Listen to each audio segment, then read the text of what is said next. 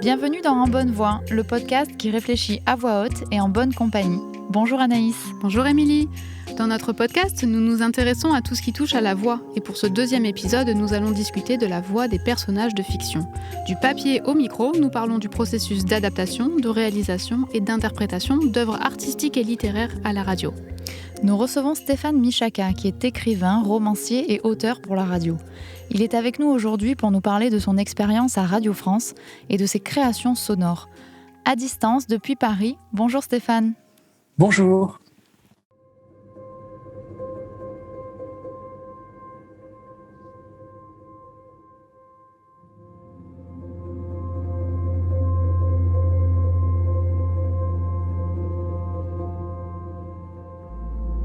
Tu entres ici,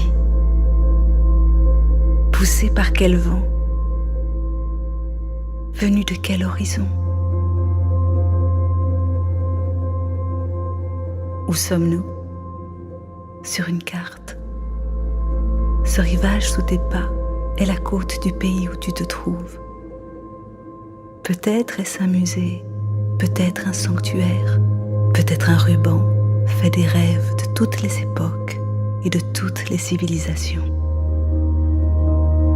Les mains qui ont façonné, poli, caressé ces objets, ces mains sont devenues poussière, cendres de nos ancêtres. Alors Stéphane, pour reprendre une question de l'extrait que nous venons d'écouter, où sommes-nous? Et pourquoi avez-vous choisi cet extrait? Oui, j'ai choisi cet extrait d'un film qui est en fait la version visuelle d'un podcast qui est sonore. C'est un parcours immersif que j'ai écrit pour le Louvre Abu Dhabi, qui a été réalisé avec une équipe qui vient en partie de Radio France, qui est Alexandre Planck à la réalisation, Antoine Richard et le musicien et compositeur Jonathan Morali. Et on a fait ce parcours qui dure à peu près 1 heure pour les visiteurs du Louvre Abu Dhabi. C'était une commande du musée. Mais en raison de la pandémie, c'est devenu en fait un film qui dure 40 minutes, qui est visible sur le site du Louvre Abu Dhabi, visible aussi sur YouTube, qui a fait l'objet d'une avant-première en fait, le 11 novembre dernier. C'était les 3 ans du Louvre Abu Dhabi.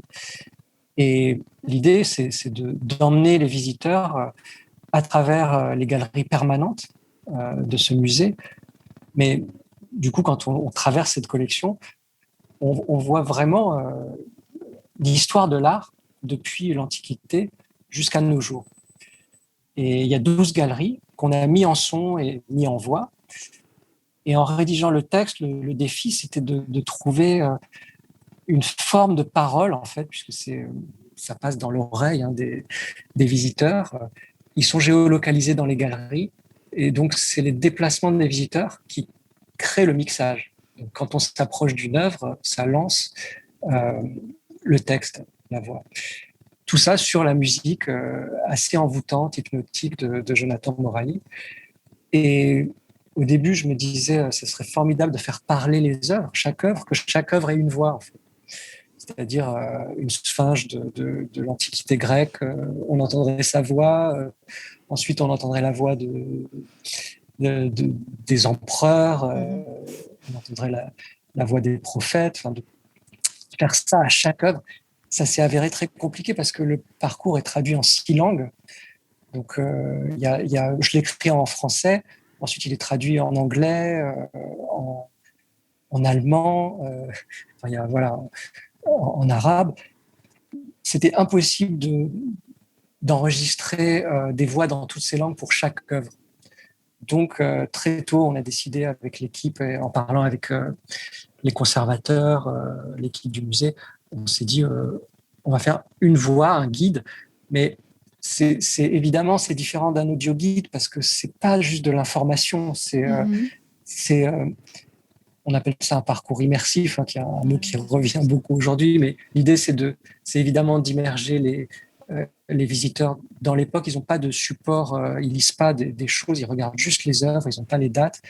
Et ce que j'ai essayé de faire, en fait, sachant que ça allait être dit par des comédiens différents, tantôt par un homme, tantôt par une femme, il fallait faire un texte qui soit à la fois un petit peu informatif, puisqu'on apprend des choses sur les œuvres. On fait un voyage dans l'histoire de l'art. Mais on sent une grande part de poésie quand même dans l'extrait qu'on a entendu déjà. On sent une part de créativité et une part un petit peu de poésie.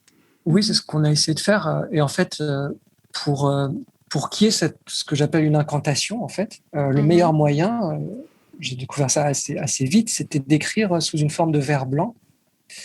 C'est-à-dire, il n'y a quasiment pas de ponctuation, on va à la ligne assez vite. Et en fait, ça incite le comédien ou la comédienne à quelque chose d'assez incantatoire dans la voix. Et aussi à faire des pauses, à chercher lui-même ou elle-même sa scansion. Donc ça crée quand même quelque chose qui est proche de la chanson sans musique. Et avoir ça, je me disais, c'était aller vers quelque chose d'assez envoûtant en allant d'œuvre en œuvre. Donc c'est cette écriture-là qui est très propice pour la voix que j'ai utilisée.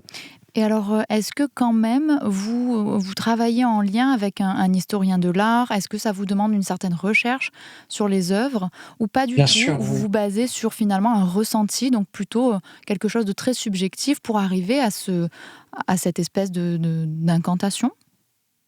Bon, il y a les deux. Mmh. N'étant pas historien de l'art, spécialiste de chacune de ces époques, Oui, tout à fait, c'est c'était compliqué. très important évidemment d'échanger avec les conservateurs, les conservatrices du musée. Pour donner un exemple, une conservatrice du Louvre Abu Dhabi, française d'ailleurs, ils sont en poste là-bas, nous a raconté un peu en fait son expérience du musée, et elle nous disait alors toute la scénographie est très belle du musée du Louvre Abu Dhabi, mais les murs sont très blancs en fait. Donc c'est surtout le sol en fait qui est un peu travaillé. Le carrelage est différent dans chaque salle, mais les murs sont tout blancs, donc c'est censé mettre en valeur les œuvres. Mais cette conservatrice me disait la couleur, ça me manque dans le musée, et ça m'est resté en tête. Et quand j'ai écrit le texte, j'ai beaucoup cherché à écrire des couleurs en fait. Donc parfois à faire des références directes à des couleurs, à utiliser des noms de couleurs. Et ça, c'est un exemple en fait qui est assez. C'est de l'ordre du sensoriel. Hein. Le plus dur finalement, c'était de rester à une certaine distance de ce qui est l'information, parce que ça, c'est un audio guide. Donc c'est l'audio guide un peu classique, traditionnel, et on voulait qu'il y ait une dimension plus hypnotique en fait. Donc aller chercher par une mise en forme quelque chose d'un peu décalé. Ça pousse à une écriture qui va être très fructueuse pour la voix des comédiens. Et comme la version française est dite par Irène Jacob, qui a une voix très douce en fait, assez enveloppante, assez musicale, ça correspondait bien. Hein. Le texte n'est pas genré. La personne qui parle, votre guide, ne dit pas si c'est un homme ou une femme. Et en même temps, c'était possible de faire dire ce texte par une voix presque diamétralement opposée à celle d'Irène Jacob, qui est en anglais la voix de Charles Dance, qui est un acteur britannique qu'on a vu dans Games of Thrones ou dans The Crown, la série. Et lui, quand il lit un texte, on a l'impression d'entendre le narrateur du Seigneur des Anneaux. C'est une voix épique, de baryton. C'est une voix très chaude. Très enveloppante à sa façon aussi, mais c'est des voix très différentes. Mais voilà, j'étais assez content de me rendre compte que cette forme-là était celle qu'il fallait. Et est-ce que vous avez eu un droit de regard? Est-ce que vous avez pu travailler un petit peu sur les traductions qui ont été proposées dans les autres langues pour voir comment votre texte allait évoluer justement? Alors, je suis anglophone, donc je pouvais vérifier et relire la traduction anglaise. Hein, c'est la seule que j'ai pu vraiment relire. Et les autres traductions, en fait, étaient relues à chaque fois par les comédiens eux-mêmes qui signalaient au réalisateur s'il y avait des choses qui leur paraissaient bizarres, parce que ça, c'est vraiment un défi aussi, traduire en assez peu de temps. C'est pas un texte très long, hein, mais le parcours sonore dans le musée, il fait 1 heure, et dans la version qui a été filmée, ça dure 40 minutes. Donc 40 minutes, un peu moins de 40 minutes de texte, le traduire en 6 langues, C'est vraiment un travail. Et puis, il faut trouver des traducteurs qui ont une oreille aussi un peu pour la poésie. Stéphane Michaka, vous avez donc fait parler des œuvres d'art pour le musée du Louvre à Abu Dhabi, on vient d'en parler, mais vous faites également parler des romans. Et on va donc parler de ces adaptations à présent. Est-ce que vous pouvez nous parler de ces adaptations, du format qui est un peu inédit et que vous avez co-créé pour Radio France et que l'on appelle le concert fiction? Oui, c'est une idée au départ qui est venue de la directrice de la fiction de France Culture, qui est Blandine Masson, qui a eu l'idée d'associer un des orchestres de la radio. Au début, c'était l'Orchestre national de France. Maintenant, il y a des concerts fiction aussi avec l'autre orchestre, qui est l'Orchestre philharmonique de Radio France. Deux grands orchestres symphoniques qui sont sur scène avec les comédiens. Donc, il y a toute l'équipe de fabrication habituelle des fictions, un réalisateur, une réalisatrice, des comédiens, des bruiteuses. Et sur le même plateau, environ 70 musiciens. Et comme vous dites, c'est une co-création avec le réalisateur, en l'occurrence c'est Cédric Ossire, et un compositeur qui était Didier Benetti pour Alice et Merveille, une adaptation du texte de Lewis Carroll. Ensuite, on a fait 20 milieux sous les mers de Jules Verne, récemment Moby Dick. Je cite ces trois-là parce qu'on en a fait, moi j'en ai écrit environ 8, mais il y a ces trois-là qui ont été édités en livre-disque en fait. Donc, ils sont disponibles dans le commerce. Ouais. Et ces adaptations en fait sont évidemment des contractions, comme Cocteau disait de son Antigone, hein, parce que c'est beaucoup plus court que ces grands romans. On fait une traversée en 1 heure, 1 heure parfois 1h15, comme pour Moby Dick, de ces chefs-d'œuvre de la littérature. Ça veut dire quand même faire des choix assez radicaux, parce qu'il va rester au final peut-être 5% du texte du roman. Mais j'ai envie de dire, tout ce qu'on perd, on le retrouve, on le regagne autrement par la musique. Et ça, c'est le travail du compositeur. Il transforme l'orchestre en narrateur. Moi, je me demandais souvent, quand on fait 1 heure de musique comme ça, symphonique, à partir d'univers comme Moby Dick ou 20 milieux sous les mers, je me pose toujours la question au moment où je commence l'adaptation, mais alors l'orchestre, quel personnage il va être? Est-ce qu'il va être Akab, le capitaine? Est-ce qu'il va être la baleine? Est-ce qu'il va être Alice dans Alice et Merveille? En vérité, l'orchestre a une telle présence constante, hein, parce qu'il y a très peu de moments de silence, et il y a aussi des envolées orchestrales où l'orchestre est là tout seul. L'orchestre n'est pas un personnage, en fait, il est tous les personnages et toutes les émotions successivement et parfois simultanément, puisqu'avec un orchestre, vous pouvez avoir des effets de contrepoint.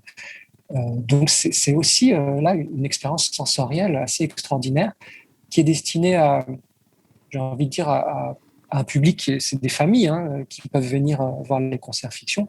Ça a lieu à la Maison de la Radio, évidemment pas en ce moment, à cause de la pandémie, mais on espère très vite que les salles vont rouvrir et accueillir le public.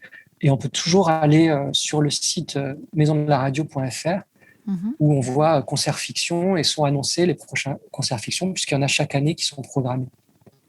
On va d'ailleurs diffuser un petit extrait pour avoir une idée plus précise de ce dont on parle. Donc dans l'extrait que nous avons sélectionné, le premier, qui est un extrait de Moby Dick, donc qui est disponible en livre-disque publié chez Gallimard Jeunesse, nous allons suivre le héros, Ismaël, à bord du navire le Pequod, dont le capitaine, donc Akab, semble développer une certaine obsession envers la baleine Moby Dick. Et il s'adresse ici à son équipage. Vous m'avez déjà entendu donner des ordres au sujet d'une baleine blanche. Regardez par ici. Vous voyez cette pièce d'or? Une pièce de $16, homme. Un doublon. Vous la voyez? J'ai jamais vu une pièce d'or aussi grosse. Ne la fixe pas comme ça, Pipe. Tes yeux vont se brûler. Starbuck le Maillet, celui d'entre vous qui me lèvera une baleine à tête blanche, au front ridé et à la mâchoire de travers, celui d'entre vous qui me lèvera cette baleine blanche dont la queue est percée de 3 trous sur sa nageoire tribord. Oui, celui qui me lèvera cette baleine blanche, celui-là aura la pièce d'or que je cloue au grand mât. Hurrah! Mon cri s'éleva malgré moi avec ceux des autres. Chaque coup de maillet attisait ma haine envers la baleine blanche. Hurrah! L'idée qu'il pouvait exister une baleine que toute couleur avait fui m'inspirait une indicible terreur. Hurrah! La baleine blanche, oui! Soyez vigilants, mes garçons! Guettez une eau blanche, et à la première bulle, avertissez!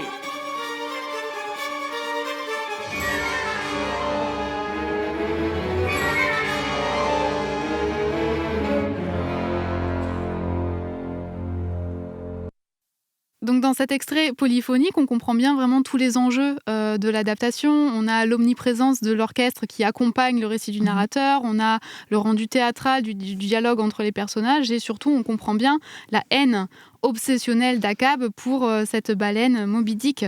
Et ce qui nous étonne un petit peu, et on voulait vous poser la question sur ça, c'est que c'est une adaptation du roman de Melville qui est de 1851 et on se demandait en fait comment les œuvres étaient choisies par le service de fiction à France Culture, puisque ce sont des œuvres qui semblent, qui sont issues de la littérature anglophone.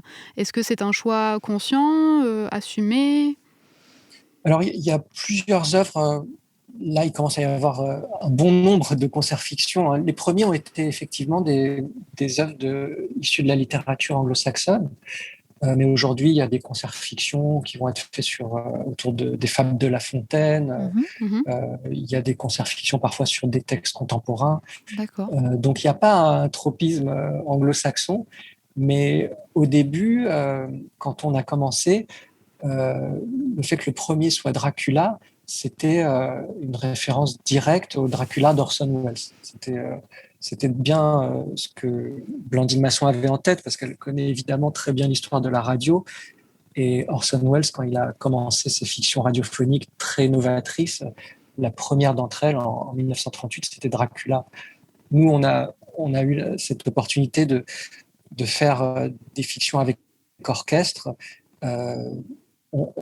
Ça ressemble en partie à ce que faisait Orson Welles, parce qu'il y a une forme de narration radiophonique qu'il a en partie inventée. Il avait un orchestre avec Bernard Herrmann, mais il y avait moins de musiciens. Mais c'est fait un peu de la même façon qu'en 1938, dans le sens où vous avez tout le monde sur le plateau en même temps, et c'est quasiment fait en une prise. C'est-à-dire que ce qu'on vient d'entendre, c'est une captation directe et en public des comédiens et des musiciens qui sont ensemble, et on n'obtiendrait pas en fait cette énergie s'ils n'étaient pas ensemble sur le plateau en train de jouer en même temps. Tout le monde se regarde constamment, et donc en fait il y a une tension sur le plateau qui est restituée quand on écoute les concerts fiction, et cette énergie, on essaye de choisir des textes pour répondre à votre question sur le choix des textes, en sélectionnant des textes qui vont permettre ça. C'est-à-dire, il faut donner une matière à l'orchestre, une matière qui soit très, très foisonnante, en fait, et qui va permettre, ça c'est le travail du compositeur, de faire vivre aussi chaque section de l'orchestre. Donc vous avez ça dans des textes qui ont en fait un imaginaire très fort, comme Dracula, Alice au Pays des Merveilles évidemment, Moby Dick, et qui ont un souffle qui va permettre, quand il y a un souffle romanesque, on va pouvoir aller chercher le souffle orchestral ensuite. Comment on arrive à rendre ces œuvres, donc comme Moby Dick par exemple, qui date du 19e, comment on arrive à les rendre assez modernes et visuelles, enfin visuelles, il y a de la matière bien sûr dans le roman, mais pour le 21e siècle, comment on arrive à moderniser en quelque sorte finalement une œuvre du 19e? Alors c'est vrai que les œuvres du 19e, elles posent cette difficulté immédiate d'être très écrites, très littéraires. Très romanesque. Très romanesque. Alors ça, tant mieux, parce que c'est un souffle, comme je disais, qui va être très précieux pour l'orchestre. Mais il y a une dimension très visuelle à cette époque où il n'y avait justement pas le cinéma, la télévision. Il y avait le théâtre quand même. Mais en fait, moi, je traque dans les textes que j'adapte, dans ces romans, justement tout ce qui est visuel. Et je travaille vraiment le point de vue des narrateurs. C'est intéressant de voir que quand Orson Welles invente cette première émission, en fait, qui est d'ailleurs donc Dracula, il intitule son programme First Person Singular, la première personne du singulier, parce qu'il le disait, il ne fait pas des captations de pièces de théâtre qu'il jouait avec sa troupe, il fabrique une matière spécifiquement radiophonique. Et il s'est dit, pour ça, il faut s'appuyer sur la voix qui a quelque chose de très intime. C'est cette voix qui nous parle à l'oreille, en fait. Et donc, il y a toujours ces narrateurs ou ces narratrices que moi, j'utilise beaucoup, évidemment, en voix off, dans les concerts fiction. C'est comme une voix off de cinéma. Mais ces narrateurs et ces narratrices, à la première personne du singulier, nous disent ce qu'ils voient. Donc, en fait, moi, tout mon travail, pour la radio, c'est de faire voir. C'est évidemment de faire entendre, mais surtout de faire voir quelque chose pour que les auditeurs, les auditrices, ça travaille dans leur imaginaire. C'est pour ça que j'aime la radio. C'est une phrase célèbre d'Orson Welles, ou en tout cas qu'on lui attribue, qui disait qu'il préférait la radio au cinéma parce qu'à la radio, l'écran est plus large. Il y a quelque chose de ça, c'est-à-dire, en fait, c'est l'imaginaire des auditeurs qui travaillent. Et quand on lit un roman du 19e siècle sous cet angle-là, sous l'angle du regard, on a une matière éminemment radiophonique. C'est justement ce qui nous intéresse, et dans votre travail d'adaptateur, c'est justement comment vous allez arriver à imaginer des voix et à retransmettre l'imaginaire de ces œuvres fortes dont vous venez de parler. On a d'ailleurs un extrait sur lequel on peut vous faire réagir. C'est extrait donc d'une interview, d'un reportage avec Jean-Pierre Jeunet, le réalisateur donc du fabuleux Destin d'Amélie Poulain, qui donc dans ce documentaire nous parle du processus d'écriture, de l'adaptation qu'il a faite du livre L'extravagant voyage du jeune et prodigieux T.S. Spivet, qui date de 2013. Même si le livre est réputé inadaptable, c'est toujours plus facile de partir d'une histoire existante, surtout quand elle est bonne, que de partir d'une page blanche. En plus, une page blanche, vous avez quand même l'angoisse de vous dire « mais ça va intéresser qui ?» Je me revois en train d'écrire Amélie, je me disais « mais ça va intéresser 40 personnes, mes conneries ». Alors que là, vous savez que ça a intéressé quelques centaines de milliers de lecteurs, et puis vous en premier, donc c'est extrêmement rassurant. Moi, j'ai commencé dans un premier travail tout seul, qui consistait déjà un petit peu à faire des repérages dans le bouquin avec des codes couleurs par rapport à ce que j'aime le plus, ce que je n'aimais pas, ce que je pensais indispensable au niveau de la narration. Après, j'ai acheté plusieurs exemplaires et en fonction des couleurs, j'ai tout découpé, les pages, et je les ai rangées dans des chemises par genre, par famille, par groupe, etc. Et il y avait Guillaume Laurent, avec qui j'ai écrit Amélie, Le Long Dimanche, et puis le dernier, Micmac. On a bâti l'histoire. On s'est vu surtout au stade préparatoire de la fabrication de l'ours, c'est-à-dire du choix des séquences, le chemin de fer, un peu, on appelle ça aussi. Et puis après, on est rentré en écriture avec le procédé qu'on utilise habituellement avec Guillaume Laurent, c'est-à-dire que lui prend en charge les séquences dialoguées, et moi, je prends en charge les séquences visuelles. Et puis on se les échange par Internet. Moi, parfois, dans une séquence visuelle, je mets... Alors là, il dit ça, blablabla, blablabla, il remplit les blabla par du dialogue. Et moi, je reprends les siennes et je les rends encore un peu plus visuelles. On fait une espèce de ping-pong et ça finit par faire un scénario.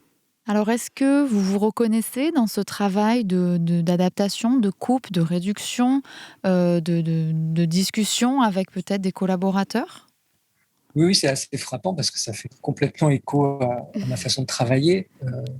Jean-Pierre Jeunet parle de code couleur et en fait, c'est ce que je vais chercher dans les textes, que ce soit Au cœur des ténèbres de Conrad ou Dracula de Bram Stoker. Je donne des directions, surtout dans des formats aussi courts que 60 minutes, 1 heure. Je donne des directions qui sont décisives. Donc, quand on adapte un texte comme Au cœur des ténèbres aujourd'hui, en passant bien sûr par Apocalypse Now, qui était la version de Coppola, de Au cœur des ténèbres, transposée au Vietnam dans les années 70, vous avez toute une sorte de lignée comme ça qui a déjà donné des couleurs au texte. Alors, il y avait cette couleur, le polar, et je l'ai utilisé, je l'ai signalé au compositeur, et ensuite, il y avait ce rôle de ce personnage féminin qui est juste dans quelques pages à la toute fin du roman de Conrad. Et là, je me suis dit, en fait, si on pouvait avoir ce personnage dès le début et raconter l'histoire en flashback comme si c'était raconté à la promise, elle s'appelle, c'est la fiancée de Kurt, à qui Marlowe va raconter ce qu'il a vu, mais en fait, il va raconter très peu, il va lui mentir. Il va lui donner qu'une version de ce qu'il a vécu. Et je savais que ça permettait d'aller musicalement dans une direction un peu romantique que j'ai aussi souligné pour le compositeur.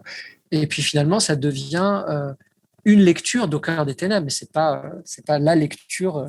Il n'y a pas de lecture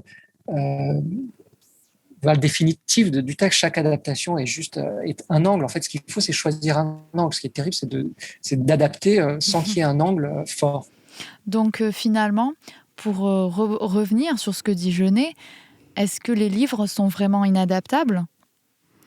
Ce dont vous avez parlé, l'idée de trahison est très intéressante en fait, parce que vous avez pris un degré de liberté et de créativité, mais d'une certaine façon, c'était aussi pour rendre l'adaptation en fonction de son format, qui est assez restreint. On en a parlé, c'est 1 heure le concert fiction. Il y a ça, c'est que le format pousse à des choix qui sont déjà radicaux, mais quand on fait des choix radicaux, il faut qu'ils soient justifiés, investis de quelque chose en fait. Donc c'est aussi pour ça que les textes Dracula, ça s'est imposé, mais j'étais ravi que ce soit qu'on me propose d'adapter Dracula. Ensuite, j'ai pu faire des textes que j'avais envie d'adapter, comme Moby Dick ou 20 000 lieues sous les mers. Mais c'est parce que c'est des textes qui me parlent, et donc je cherche quand je les adapte quels échos ils ont en moi. Je mets beaucoup de moi dans ces adaptations. Donc c'est quelque chose, oui, d'assez personnel. Après, je pense que c'est pareil pour le compositeur, qui lui fait une création entièrement originale, au sens où il compose une musique qui n'est pas préexistante. Alors, ce qui ressort, j'ai l'impression, c'est que pour adapter une œuvre, on va être obligé d'une certaine manière de la trahir, mais j'entendais finalement que le terme de trahison, on peut le comprendre comme une interprétation, finalement, puisque c'est une relecture. Voire une réécriture de l'œuvre. Oui, c'est pas une réécriture, parce que c'est quand même des adaptations assez fidèles. Mais quand vous avez des formats d'1 heure en radio, ça impose aussi un petit nombre de comédiens. Et choisir des personnages parmi d'autres, même s'il y en a qui sont évidents, vous ne pouvez pas faire Moby Dick sans Ismaël ou Akab, mais ça induit aussi une vision de l'œuvre. Donc tout ça, c'est des choix que je fais au départ. Et comme les comédiens sont là aussi sur les concerts fiction, ils sont enregistrés sur 1 semaine de répétition. Ça va relativement vite, mais c'est très intense. Je suis conscient, moi et l'équipe, on a quand même envie que les comédiens, les comédiennes aient une matière à faire vivre qui soit importante. Donc parfois, ça impose d'inventer des scènes qui ne sont pas dans les romans, ce qui a été le cas pour Moby Dick ou pour Dracula, pour que les comédiens aient plus que ce qu'on pouvait tirer du roman. Donc là aussi, c'est la forme elle-même, la forme radiophonique, et le format, la durée, qui nous pousse à trahir.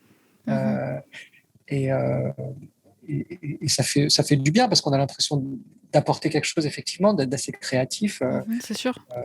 Qui est un régal. Alors, on vient de parler du premier rôle qui rentre dans une adaptation, donc celui de l'adaptateur qui imagine les voix, mais on en arrive aussi au rôle du réalisateur dont vous avez déjà parlé, qui en fait va s'occuper de faire parler les personnages et notamment de travailler avec les comédiens. Oui, parce que le travail des réalisateurs et des réalisatrices à Radio France, c'est beaucoup de choses. C'est vraiment toute la coordination de la fiction. Mais c'est en premier le choix des comédiens, c'est la distribution. Et ça, je dirais que c'est un acte artistique très fort, parce que ça détermine énormément de choses dans la fiction qu'on va entendre ensuite. Choisir telle ou telle voix pour un comédien, c'est décisif, évidemment. Et comment ce choix s'opère, justement ? Est-ce qu'il y a est-ce que ça vient justement des mots que vous aurez choisis, de la façon dont vous aurez envisagé un personnage, ou est-ce que c'est la vision même, en fait, ou un deuxième degré d'interprétation de la part du réalisateur ? Si on prend un personnage comme Mina Harker dans Dracula, par exemple, telle qu'elle est écrite, elle a bien sûr une ambiguïté, mais elle est aussi une héroïne sentimentale de l'époque victorienne. Et quand j'ai écrit l'adaptation, j'avais en tête une comédienne qui est Maud Le Grévellec, parce qu'on avait travaillé, Cédric Ossire, le réalisateur et moi, on avait travaillé avec Maud Le Grévellec dans mon adaptation du Château de Kafka. Et j'avais vraiment été très impressionné par cette comédienne. J'avais été ensuite la voir jouer dans une pièce d'Ibsen au théâtre. Et quand j'ai adapté Dracula, je pensais à elle et je me suis dit, je vais l'écrire un peu comme un personnage d'Ibsen, cette Minarque. Et je me suis dit, à un moment, il faut quand même que je précise à Cédric, le réalisateur, que j'ai en tête Maud Le Grévellec. Et je ne le lui ai pas dit. Et un jour, il m'appelle et il me dit et Mina, ce sera Maud Le Grévellec. Donc en fait, il y a. Comme quoi, beau travail. Oui. Belle équipe. Quand il y a une entente, parce qu'il y a une vraie complicité avec Cédric et j'aime beaucoup aussi ces choix de comédiens. Hein. C'est quand même très juste pour les concerts fiction. Ça a donné vraiment une justesse au personnage. Parfois on échange, mais il a des intuitions très vite qui va suivre. Et là, c'est un cas vraiment particulier où l'actrice que j'avais en tête a été choisie par le réalisateur. Mais souvent, je découvre en fait des comédiens parce que le travail des réalisatrices et des réalisateurs, c'est aussi d'être sans cesse en alerte, aux aguets pour des comédiens de cinéma, de théâtre, même de doublage, pour les choisir pour tel ou tel rôle. Et puis un comédien, c'est une voix, mais c'est évidemment aussi un corps. Et dans les concerts fiction, en plus, ils sont donnés en public. Donc même si ce qu'on voit en train de se fabriquer, c'est une fiction radiophonique, on voit aussi des comédiens jouer sur scène. Ils sont souvent encouragés par le réalisateur à jouer avec leur corps, même s'ils n'ont pas beaucoup de place sur le plateau, parce que c'est une forêt de micros. Mais ça s'entend. On a envie de voir une image presque avec les extraits qu'on a diffusés. On dit souvent aux comédiens, le micro, c'est une oreille à laquelle on parle. Donc s'approcher d'une oreille et lui parler, que ce soit pour parler, pour murmurer ou pour parler à voix haute avec une scansion un peu musicale, c'est déjà utiliser son corps d'une certaine façon. Donc les comédiens de radio, oui, ils savent très bien utiliser leur corps. Alors on va justement écouter un extrait d'un autre concert fiction, donc c'est Alice et Merveille, adapté du roman de Lewis Carroll, qui a été aussi publié sous forme de livre-disque chez Didier Jeunesse. Je te please de me passer le spoon, veux-tu? Attrape-moi le sugar, mon bon friend. Je croyais être ton good ami. Je n'ai pas de goût pour les amis comme toi. Ou alors, avec du salt and pepper. Du salt and pepper? Où veux-tu que j'en trouve? Pepper a toujours eu bon teint. Sans joke. Où suis-je? La voilà qui se wake up. Parlons French. Sans quoi, elle ne va rien gotten. Offshore? Offshore? J'étais en train de planer. C'est bien beau de planer, mais vous devriez vous couper les cheveux. Qu'est-ce que je fais assise à cette table? Vous êtes ici, hors de chez vous. Dis le chapelier fou.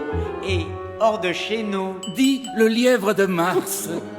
Ça serait pas plutôt vous? Le chapelier fou? Avec votre haute forme? Et lui, avec ses brins de paille sur la tête, ça doit être le lièvre de Mars, non? On ne peut rien vous cacher. On voit dans cet extrait qu'il y a des identités sonores qui sont très marquées. Oui, encore une fois, en fonction des personnages. Sans voir, on y est. Oui, ça tient beaucoup à la distribution. En fait, là, on a entendu Juliette Roudet qui joue Alice, Raoul Fernandez qui joue le lièvre de Mars, et le chapelier fou, c'est Jean-Paul Faré.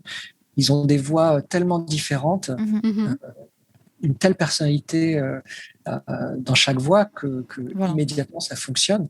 Et ça, c'est vraiment le savoir-faire de la réalisation.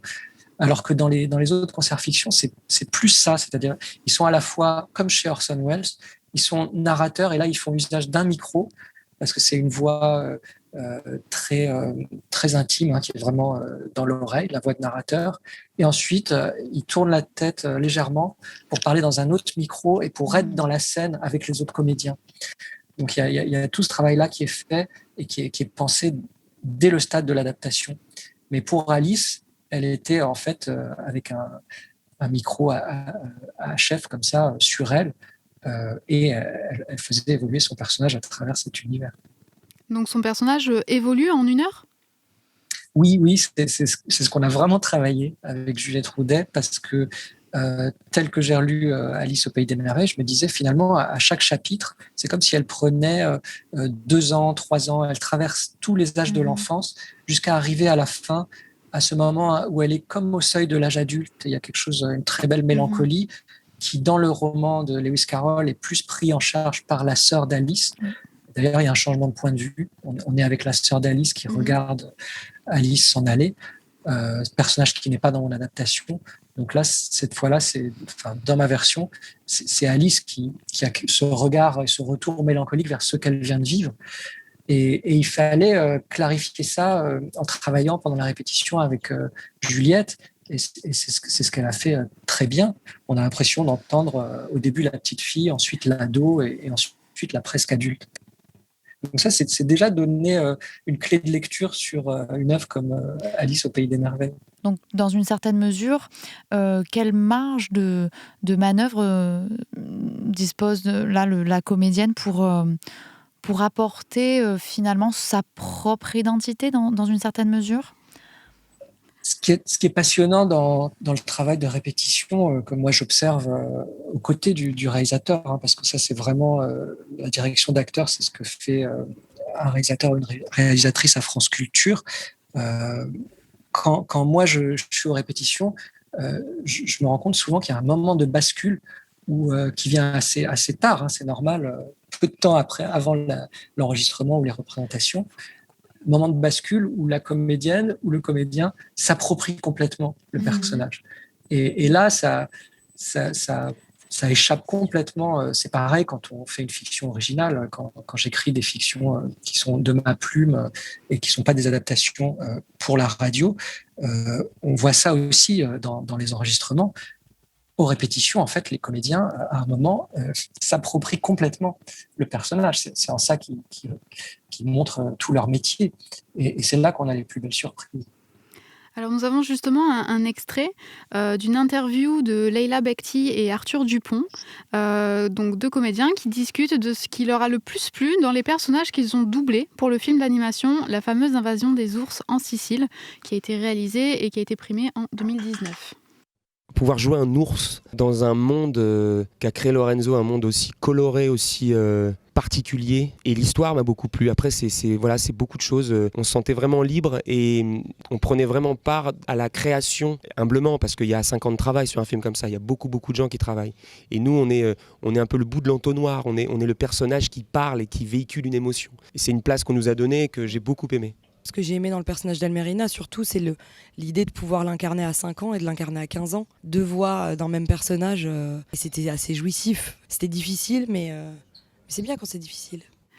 Donc on voit dans cet extrait, on entend dans cet extrait ce que vous disiez, que les comédiens arrivent à s'approprier leur personnage, et même quand c'est pas des humains, et qu'en fait ils considèrent que ça fait partie de la création de l'adaptation, ou en tout cas de l'œuvre finale. Il faut laisser cette marge de liberté. Il faut venir avec un regard sur le texte de l'œuvre, en fait, qui est quelque chose d'assez personnel qu'on leur apporte. Mais ensuite, en vérité, on va très vite se rendre compte qu'ils ont aussi, ils ou elles, ont un regard sur le texte. Et ça, c'est ce qu'il y a de plus beau à voir émerger en cours de répétition. Nous accueillons à présent Alicia, Marina, Marie-Lou et Aurane, étudiantes en 2e année de licence d'anglais à Aix-Marseille, pour une chronique dans un format shortcom. Malou. Ouais. T'as vu? C'est ouf quand même. Eva Longoria, elle parle anglais, français, espagnol, russe. Et en plus de ça, les mannequins. Laisse-en aux autres, Eva. Mais Aurane, c'est pas elle qui fait la voix. Comment ça, c'est pas elle? C'est Odile Schmidt qui fait la voix française. Mais comment ça? J'ai regardé les 8 saisons de Desperate Housewives et je peux te dire que je connais sa voix. Je le saurais si c'était pas la sienne. Je suis pas débile. Mais enfin, Aurane, tu vois bien qu'elle a pas d'accent. Non, mais ça veut rien dire.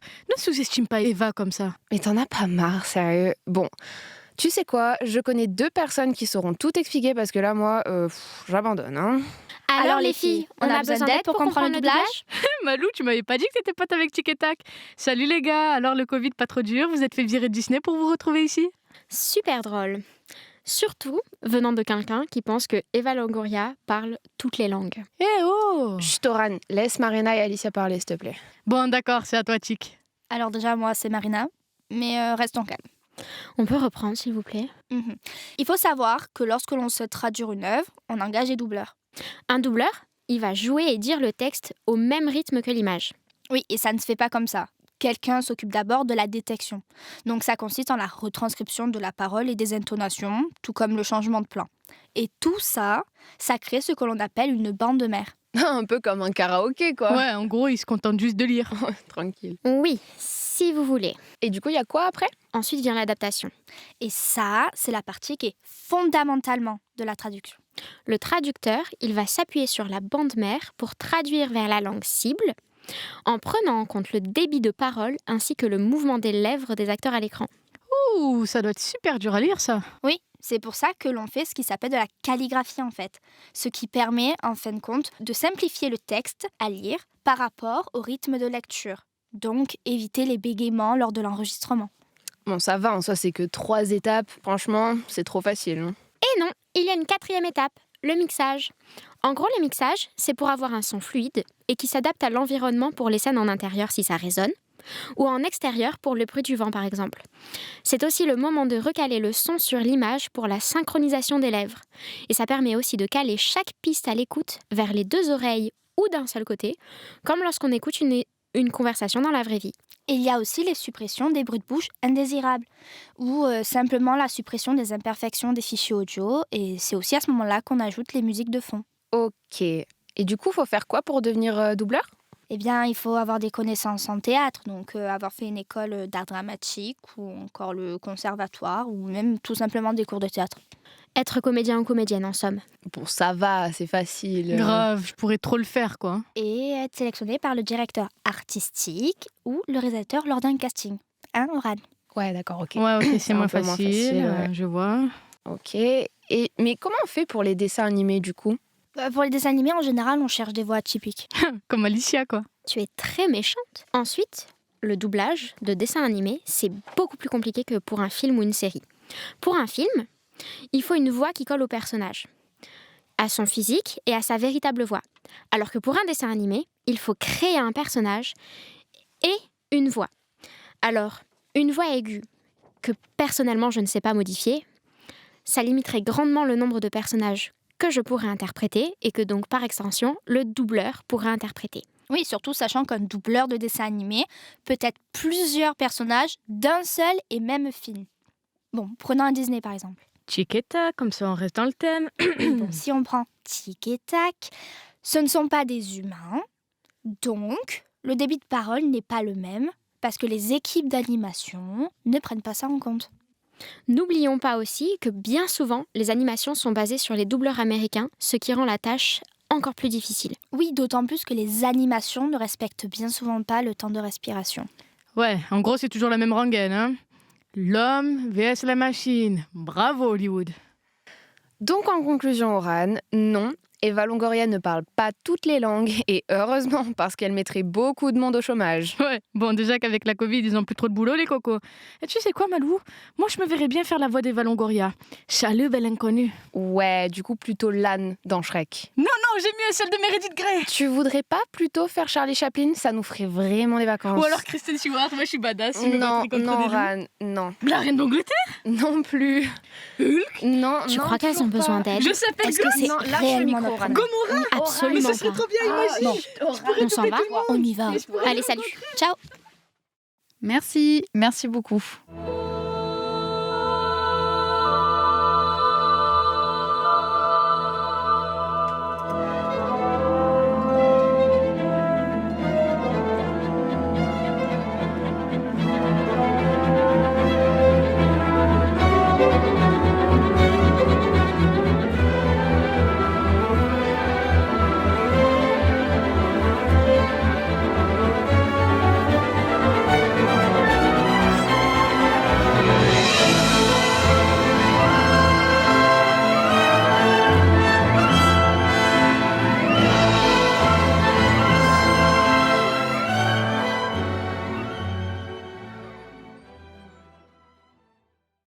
En écoutant ce passage, ce début orchestral, je me souviens, c'était enregistré en 2015, Alice et Merveille. C'est aussi un voyage musical, Alice, où en fait les chansons servent à chapitrer l'histoire et on va traverser un peu des styles musicaux. Il y a du jazz, il y a une ballade un peu romantique, il y a une chanson rock qu'on a fait jouer par l'Orchestre national de France. Ils ont fait venir une batterie. Et ça se termine ensuite par une valse à 3 temps. Donc, c'est aussi explorer toutes ces couleurs. Avoir la chance de pouvoir travailler avec un orchestre symphonique, ça nous emmène très loin dans cette liberté qu'on prend. Dans ce cas, est-ce que vous donnez des indications aux réalisateurs et aux compositeurs pour obtenir ce type d'ambiance musicale, ou est-ce que là, c'est plutôt de leur propre sensibilité, de leur propre initiative ? Comme je disais, moins je donne d'indications, plus ils vont être libres après. Donc c'est le texte lui-même qui porte ces pistes, ces directions, qui parfois vont être lues à contresens, et ça devient très intéressant de voir qu'il se passe autre chose. Ensuite, il y a quand même un dialogue à 3, en fait, avec le réalisateur et le compositeur, où on élabore pendant de longues semaines ce spectacle. Et cette émission, c'est à la fois un concert, une fiction radiophonique et un spectacle qui sera vu par 800 personnes, parce que la salle du Studio 104 peut accueillir 800 spectateurs. Comment on crée cette atmosphère d'immersion, puisque quand on écoute un concert fiction, on est dedans. On est complètement plongé dans l'action. Ça tient beaucoup à la musique. C'est la musique qui nous immerge dans l'univers de la fiction. C'est ce que je disais sur le fait d'avoir gardé si peu du texte, ce qui est pour moi un crève-cœur à chaque fois. Oui. Des descriptions de Moby Dick, des descriptions fabuleuses qu'il y a dans Au cœur des ténèbres de Conrad. Elles sont réduites parfois à une peau de chagrin dans l'adaptation, qui ne tiendrait pas toute seule en l'absence de musique, en fait. Si c'était une fiction radiophonique sans musique, les choix seraient différents. Il y aurait beaucoup plus de textes, il y aurait une autre façon d'aborder l'œuvre initiale. Sachant qu'on a un orchestre, il va y avoir presque un effet on est saturé, en fait, par la musique, mais aussi il y a quelque chose qui est de l'ordre de la synesthésie, en fait, pour prendre ce mot, c'est-à-dire on a l'impression que tous les sens se font écho. C'est comme dans le célèbre poème de Baudelaire. En fait, quand on a un grand texte littéraire et qu'il y a une musique symphonique très travaillée en dessous, qu'on entend en même temps, il y a des effets de collision qui agissent de façon presque sensorielle sur le subconscient des auditeurs. Et je pense que c'est ça l'intérêt des concerts fiction, c'est que on met des passeurs d'un texte littéraire, de classique, mais en fait, on ne peut pas deviner ce que ça va produire chez les auditeurs, cette rencontre texte-musique. Au début, on peut prendre des décisions, mais en fait, ça va être toujours quelque chose de surprenant. Et ça fait entendre le texte différemment. Ça fait rentrer dans l'univers de Conrad ou de Melville d'une façon nouvelle. Et moi, j'aime beaucoup cette dimension c'est à la fois la redécouverte de grands textes et de l'éveil musical. Mais c'est vraiment ajouter des dimensions à la compréhension d'une œuvre. Justement, on va écouter un extrait de 20 milieux sous les mers, donc livre-disque publié chez Gallimard Jeunesse. Dans l'extrait qu'on va écouter, le héros Aronnax et son fidèle majordome Conseil sont sur le navire le Abraham Lincoln à la recherche d'un mystérieux monstre marin. Et voici donc leur première rencontre avec le Nautilus. La chose en question, sous le vent, à tribord. À ces mots du harponneur, mes nerfs vibrèrent de curiosité. Monsieur voit-il ce que je vois? La mer semble éclairée par en dessous. À 2 encablures, le monstre irradié sous les couches liquides. Il se meut en avant, en arrière, et s'approche de nous. L'animal fit le tour de la frégate et nous enveloppa de ses nappes électriques comme d'une poussière lumineuse. Mon cœur battait à se rompre. Pendant que Ned préparait son harpon, 2 jets de vapeur jaillirent des évents du cétacé. Monsieur voudra sans doute se boucher les oreilles, le canonnier de l'Abraham Lincoln va tirer sur l'animal. Manqué. Le boulet l'a seulement effleuré. Voilà qui est fâcheux, le monstre s'élance sur notre frégate. Le plus terrible animal jamais sorti de la main du Créateur. Voyez sur la proue, Ned brandit son harpon. Le bras de Ned se détendit, mais trop tard. 2 énormes trombes s'abattirent sur le pont de la frégate, courant comme un torrent de l'avant à l'arrière, renversant les hommes, brisant les saisines des drones. Une clarté aveuglante crépita sous nos pieds. Un choc effroyable se produisit, et lancé par-dessus la lisse, sans avoir le temps de nous retenir, nous plongions dans l'océan.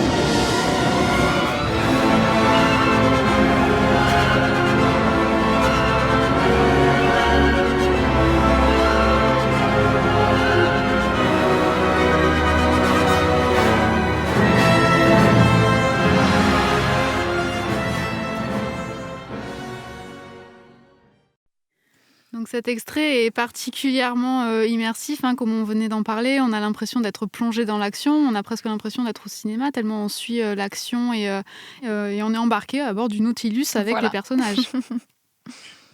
C'est vrai, en même temps, quand j'écoute cette scène, je ne peux pas m'empêcher de penser au fait qu'on a une grosse difficulté qui se repose à chaque fois quand on adapte des classiques du 19e siècle, qui sont effectivement plein d'actions, très prenants.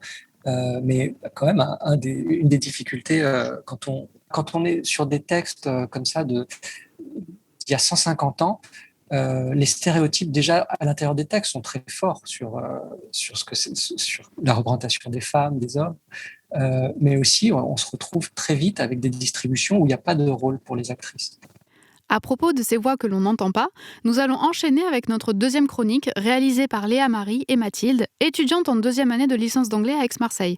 Elles nous rejoignent maintenant pour une chronique qui va s'intéresser au silence de certains personnages dans des séries. Encore une fois, notre personnage préféré est mort. On commençait tout juste à vraiment l'aimer et c'est déjà fini.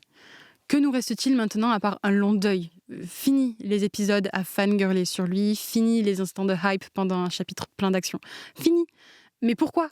Pourquoi construire un personnage pour le tuer ensuite ? Pourquoi se décarcasser à lui donner une voix pour finalement le faire taire ? Alors oui, parfois, un personnage peut faire de l'ombre à un autre et on a besoin de le faire taire, le faire disparaître pour qu'un autre puisse se révéler. Faire disparaître une voix pour mieux entendre une autre, peut-être. On peut donc se poser la question, la mort d'un personnage garantit-elle le silence de sa voix ? Parce que oui, la mort d'un personnage, bien qu'elle soit difficile à avaler parfois, ne veut pas toujours dire qu'on ne l'entend plus. Leur voix est parfois bien plus coriace que leur enveloppe corporelle, et malgré ce manque physique, elle, la voix, ne manque pas de nous accompagner, surtout dans le milieu cinématographique. On pourrait penser à Anna Baker, par exemple, narratrice de la première saison de 13 Reasons Why, qui, dès le départ, est tout simplement morte. Et pourtant, c'est elle qui va narrer l'histoire, et c'est autour d'elle que s'axe la série, ou du moins la saison. Sa vie, ses amis, ses amours, et surtout ses très très très nombreuses déceptions. Alors oui, vous allez peut-être me dire, mais Anna, on la voit quand même, et blablabla. Certes, et bien que les flashbacks nous narrent le passé, elle continue de nous narrer le présent.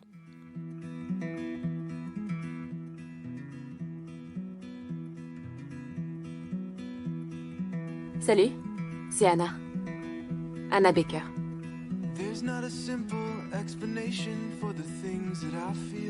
Eh oui, pas la peine de régler l'appareil sur lequel tu écoutes cet enregistrement. C'est moi, en direct et en stéréo.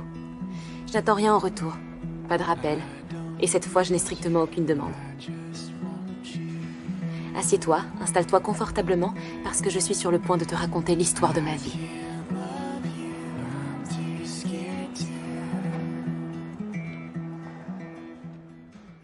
Un autre exemple, Desperate Housewives est le personnage de Marie-Alice. Ici, on ne parle pas d'un personnage principal, mais d'un personnage secondaire qui assumera le rôle du narrateur.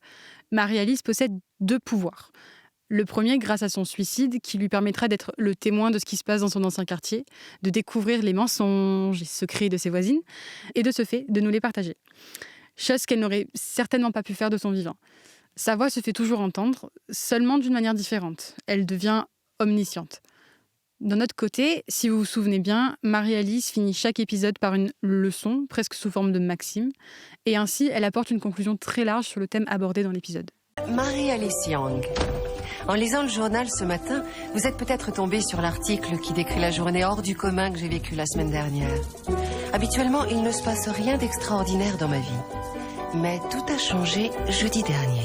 La journée s'est déroulée comme une journée ordinaire. J'ai passé mon temps à astiquer mon petit quotidien jusqu'à lui donner une brillance parfaite. Voilà pourquoi il est si incompréhensible que je me sois dirigée ensuite vers le placard de l'entrée pour m'emparer d'un revolver qui n'avait jamais servi. Et des exemples de ce type, on pourrait en trouver encore plein. Mais ces deux-là montrent bien où on veut en venir. La mort d'un personnage n'entraîne pas forcément le silence de sa voix. Elle peut lui permettre malgré tout de rester présent en tant que guide d'une certaine façon pour les autres personnages comme pour le spectateur.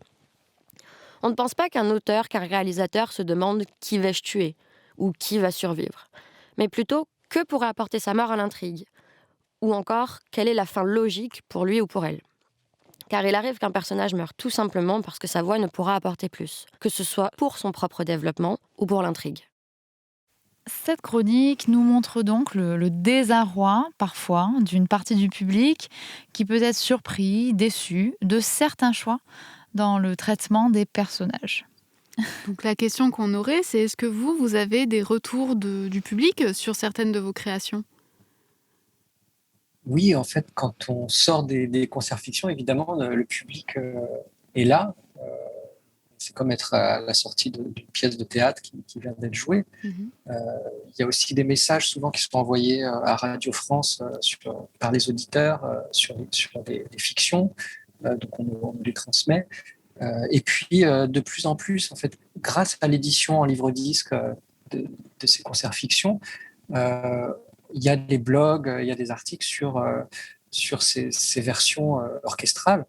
Et moi, ce qui me fait plaisir, vraiment, c'est de voir qu'en fait, l'édition jeunesse s'est appropriée ces émissions, ces concerts, parce qu'ils ont une autre vie. C'est comme une seconde vie. Ils sont dans les médiathèques, ils peuvent être écoutés, achetés en librairie, écoutés à la maison. Et savoir qu'il y a des enfants de 5 ans qui chantent les chansons d'Alice et Merveilles, ou qu'à 7 ans, un garçon découvre Moby Dick. Ça, pour moi, c'est ce qu'on pouvait espérer de mieux pour ces concerts fiction. Comment vous mesurez véritablement finalement le succès, la réussite de ces concerts fiction ? En fait, si déjà on sent qu'il y a l'adhésion du public dans la salle, c'est très bon signe. Après, évidemment, on a partagé ça, c'est une expérience collective avec les 70 musiciens de l'orchestre, avec les comédiens, les bruiteuses. Donc, on sent intimement qu'on a fait quelque chose dont on est content. Mais ensuite, la radio peut avoir quelque chose d'aussi éphémère qu'un spectacle de théâtre, parce que ça peut passer à l'antenne, et après ne pas rester longtemps, même avec le podcast. Aujourd'hui, parfois, ça ne reste pas longtemps en ligne pour des raisons de droit. Donc, pour cette raison-là aussi, l'objet livre est vraiment précieux parce qu'il pérennise ce travail qu'on a fait. D'autant que pour le disque, quand il y a un livre-disque, le CD est remixé. Donc, il y a tout un travail vraiment de haute précision. C'est de la dentelle qui est fait en post-production par l'équipe, spécialement pour le disque. Donc on entend encore quelque chose avec plus de détails et de finesse que ce qui a été diffusé à la radio. Mais justement, donc on encourage nos auditeurs à se précipiter en librairie pour jeter un œil à ces livres-disques qui sont non seulement donc une expérience sonore immersive, mais qui présentent aussi de très belles illustrations à chaque fois. Oui, en fait c'est dessiné par des jeunes illustrateurs. Il y a aussi Clémence Paulet qui a illustré Alice et Merveilles, Gazol qui a fait 20 milieux sous les mers et Julien Orwell qui a fait un magnifique Moby Dick. Donc entre vision et son. Oui. Ouais, ils apportent l'image et là aussi on redécouvre. Ils ont carte blanche quand les illustratrices et les illustrateurs ils font ce qu'ils veulent. Donc, en fait, encore une autre couche. Et souvent ils écoutent le concert fiction et puis ils laissent le libre cours à leur imagination. Oui. Merci Stéphane pour cette discussion Merci passionnante beaucoup. autour de la création radiophonique, autour des livres-disques et autour de l'imagination. Merci à vous deux. Nous remercions Stéphane Michaka d'avoir accepté notre invitation pour cet épisode autour de la création radiophonique. C'était En Bonne Voie, un podcast produit et présenté par Anaïs Martin et Émilie Mitran et enregistré au studio On Mars. Vous pouvez retrouver toutes les références et les extraits diffusés sur nos réseaux sociaux. À très vite pour le prochain épisode.